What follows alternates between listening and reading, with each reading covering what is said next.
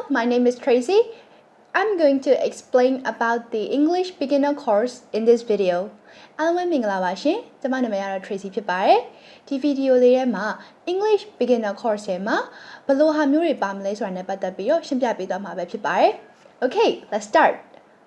First of all, I'm going to explain what are included in this video. ပထမဆုံးဒီ beginner course ထဲမှာဘာတွေပါမလဲဆိုတာနဲ့ပတ်သက်ပြီးတော့ရှင်းပြပေးသွားမှာပဲဖြစ်ပါတယ်။ beginner course ဆိုတဲ့အတိုင်းပဲ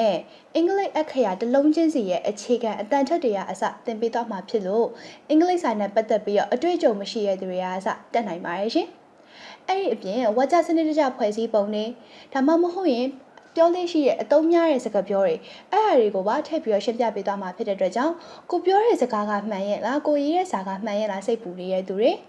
ဒါမှမဟုတ်ရင်ကိုပြောနေတဲ့စကားကိုတခြားဘယ်နည်းလမ်းနဲ့ထပ်ပြီးပြောလို့ရမလဲဆိုတာသိချင်နေတဲ့သူတွေအတွက်လည်းအဆင်ပြေပါတယ်။ဒါရင်မကသေးပါဘူး beginner level နဲ့ကိုက်ညီတဲ့ vocabulary တွေကိုပါတွဲပြီးတော့ရှင်းပြပေးသွားမှာဖြစ်လို့ဝေါ်ဟာရအသစ်တွေကိုလေ့လာခြင်းတဲ့သူတွေလေ့လာတဲ့ course တစ်ခုလည်းဖြစ်ပါတယ်။ဒီ course ကိုလေ့လာခြင်းနဲ့ဆိုရင်တော့သင်ကြား application မှာဝယ်ယူလို့ရပါတယ်ရှင်။ Thank you for your time and see you in the lesson video. Goodbye!